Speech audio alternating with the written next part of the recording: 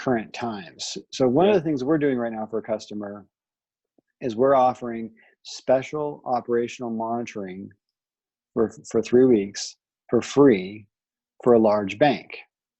And this, and this is a way of them having some extra air cover from our staff as well as from our software during a very dicey time for them, even though they're well staffed and they have not great monitoring solutions right now, but they have some.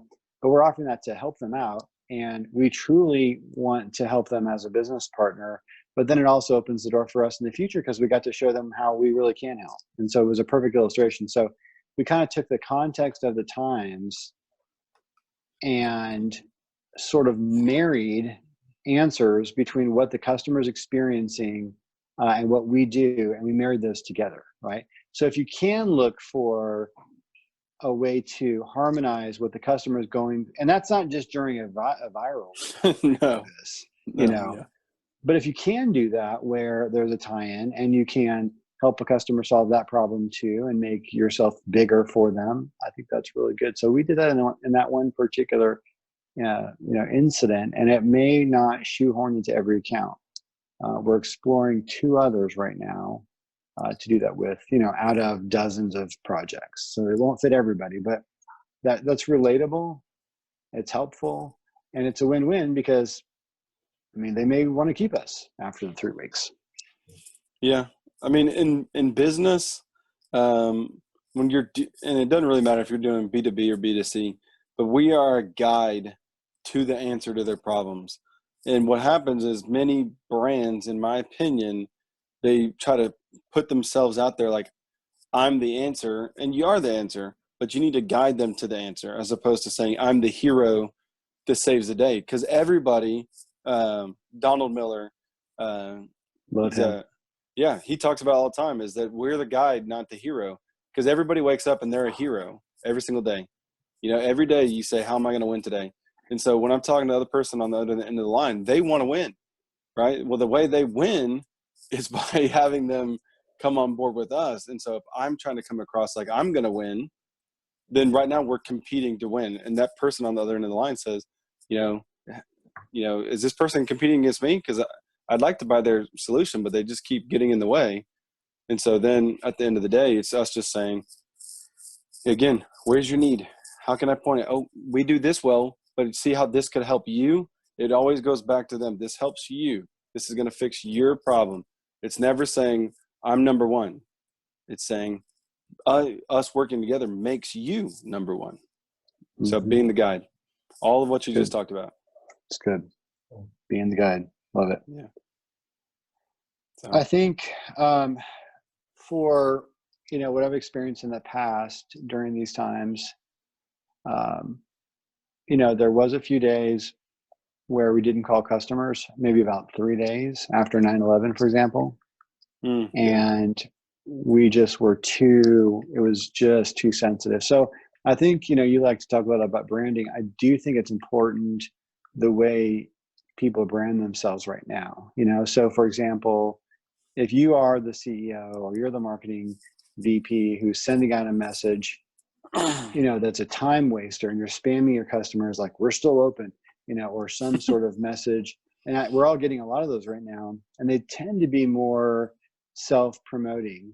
Yep. Then there's not really a lot of value in those messages. So that doesn't really help your brand. Even though I love Wingstop and my kids love Sephora, or we all love Cinemark, the messages haven't been super, super useful. So I think it doesn't really help their brand. So how can they help, build their brand at this time? Maybe with doing the right thing, maybe with something creative. And I don't know, every situation is different. But I know like there was a grocery store, it might have been Walmart, or I don't know who it was, who was having open hours for people who are older. Yeah. Who are more at risk. Tell you who it was? You saw that? Yeah, tell me who it was. It was Dollar General. Oh, was it? That. Okay. Yeah. So that's a really heartfelt thing that we won't forget. And, I won't forget that story. Even, I didn't even know who it was, but now I won't forget, who the brand was too. So I think, you're the branding guy. But I think the way brands act right now will be remembered. Yeah, very much so. Again, everybody's going through it. And so you don't have to point it out and say, hey, we're still open, come and see us. And quite frankly, what I've seen on my end is I've seen a lot of people getting desperate already and just 50% off, come do business with Is us. that right? Yeah. Wow. From a lot of in the industries that I deal with, Yeah. whether they're dealing with sales and things like that. And I don't think that's the right approach either, because again, you're putting it out there saying, I need your sale. When at the end of the day, again, it goes back to what we were talking about. The customer still has the same need. Nothing has changed. Nothing has changed. They may be working from home more. They may be having more family time than what they did, but you point it out in your product. And so I can give you an example with one of the brands that I'm working with. I'll try to take their name out if you want, or if it doesn't matter to you. You probably know more about that sensitivity than I do. So I'm sure that they wouldn't care. Well, it has to do with the race industry. So okay. So a lot of large events, obviously, especially here in Texas, anything over 50 people, is banned. And so that got shut down. And so then what do you do, especially whenever you have very large events coming up? And for this particular brand, they had 2 events in the same month, 14 days apart. It was basically their buildup, or depending on which way you want to look at it, it was the kickoff or it was the finalization to a year and then starting off again, right? And so my suggestion, and again, they already had the suggestion of, well, they're not going to be able to physically come, so we want to encourage them to still participate, but do it on their own, right? And of course, I agreed. I said, of course, that's a great idea. But how you word that is what changes it. You know what I'm saying? And so we went back and forth on a couple ideas, and really what we came up with is you tied their mission into our mission. And so that particular organization, their mission is we're putting on these events to fight childhood obesity. That's what their mission statement is. That's the one that I discussed with you a couple months back that I rewrote, and we put that really clear right in front. That's why we're doing these events. And so then on the other end of the spectrum, why are the participants, why are they doing the event, right? And it's because, again, maybe they want to be healthy, maybe they're looking for personal achievement. And so then you point that out. And so what I came up with, and what I suggested that they use, whether they use it or not, it's up to them, is you crossing the finish line helps this person cross the finish line. Yeah, that's good. You tie them together. And now it spurs that person saying, you know what, I wanted to do it, but maybe I wasn't going to do it and post it. Now I'm going to post it because I want that recognition that I'm helping these children cross the finish line to combat childhood obesity. But then at the same time, maybe you get the people who weren't going to do it. Maybe they come in and participate because they're saying, now I got something to do this for. Now I got a challenge that I'm meant to overcome. You know what I'm saying? And then another kind of one-liner that I used is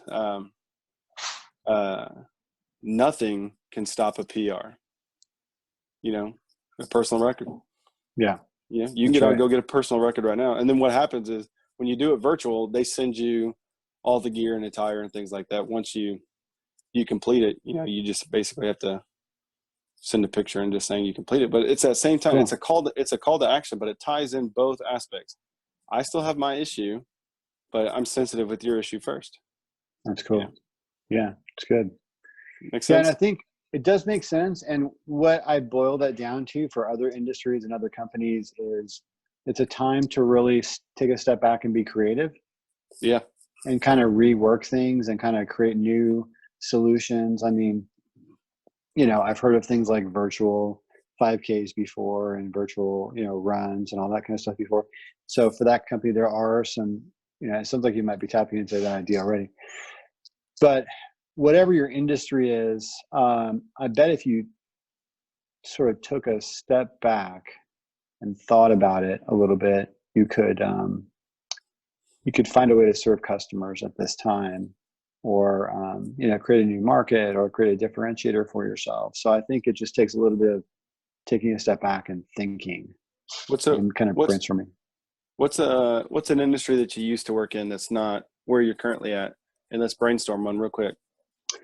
Well, my last company was security monitoring, so cybersecurity monitoring. Okay. Okay.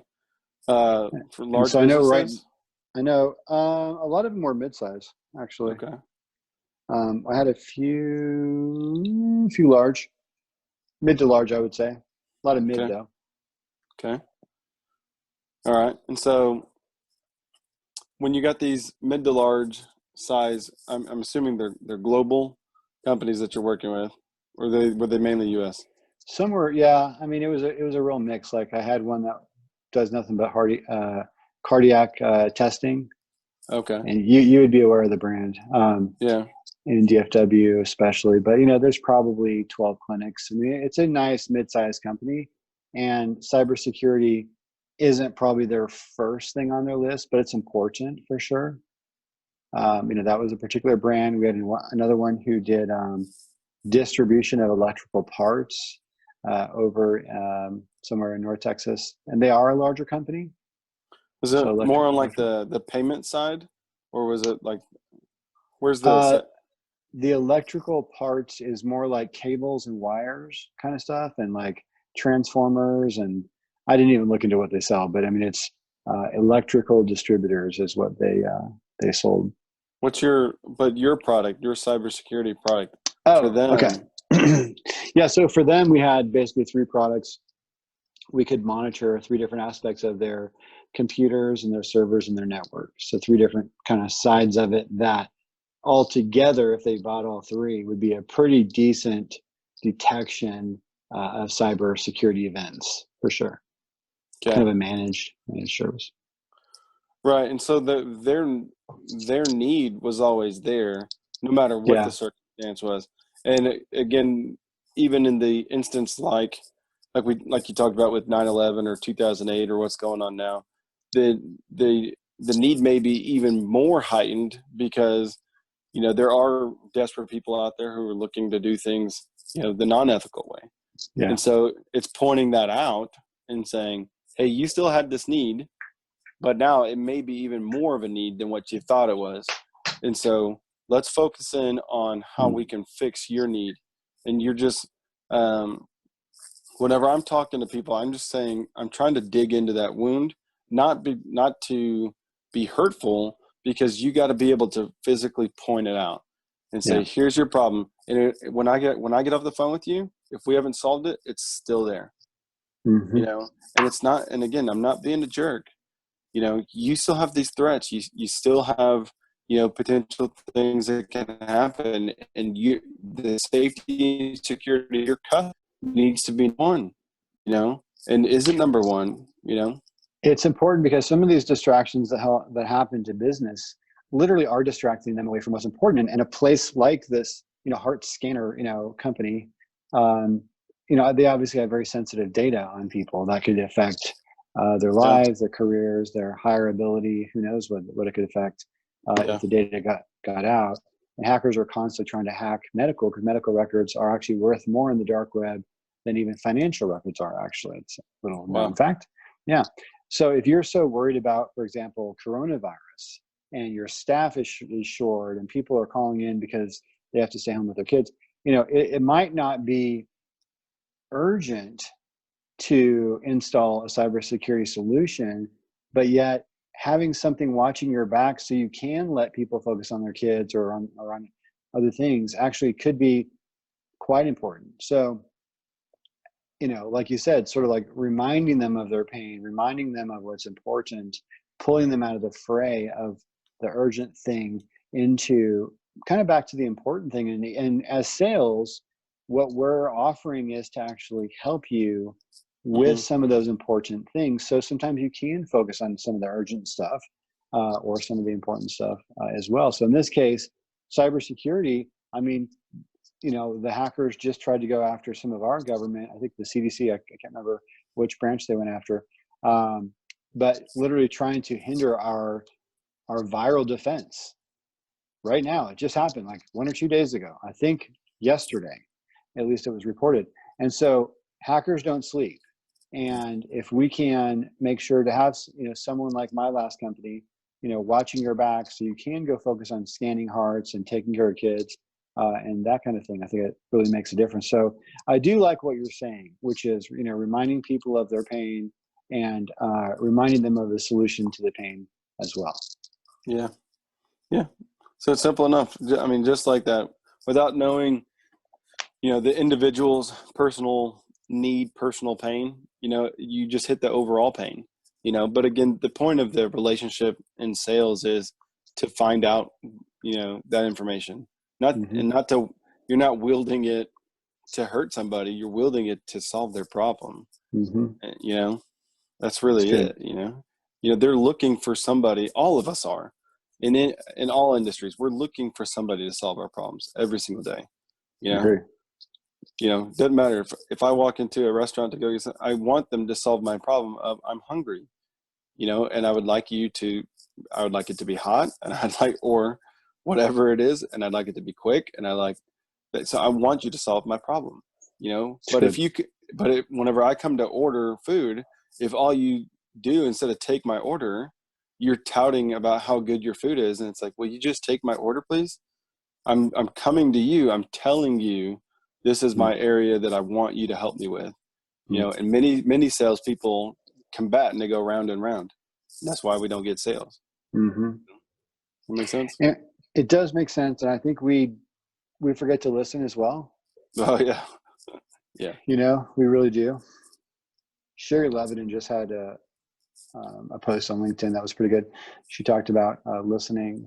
The greatest salesperson that she's ever heard of, had like 26 sales in a row, something incredible like that. And they asked him what his secret was, and apparently he just listened until it hurt, until it was uncomfortable. He just deeply listened. And I think we do in sales. Sometimes we do want to talk about our offering, and we do want to, point things out, but deep listening is actually a really important thing as well. Yeah, I couldn't agree more. Spending as much time as you can listening. Again, if you have the ability to have somebody listen in with you as opposed to listen in and talk, I'm much more apt to. I just would like, for me, I'd love to just come in and call and just listen. I don't need to say anything. I just want to be an extra set of ears to see if I can find that black swan or whatever that opportune moment is that, hey, that's what it is. That's what we needed to help them. Then we're going to help them understand what their need is to clarify it for them, but then also point them to a solution. It's important. So that's right. It's good. It's very good. But I think going back to, you asked a little while ago, I was talking about, during 2001, 2008, some of the things that we did to really hustle and roll up our sleeves. And, we looked at everything. We looked at our process. In 2008, I took over a new business development team. We did 30-day trials. I cut our trials down. I started asking why. Why do we do 30-day trials, right? And the problem with long trials, well, there's a lot of problems. You elongate your sales cycle, right? And so I just said why. And so the downturn in 2008, at least, caused me to ask why. And asking why we're doing this helped to identify that maybe we don't need to do some of these things. And so we fixed our sales process, and we sped it up, and we started really, starting setting some records even in the downturn, which is unbelievable.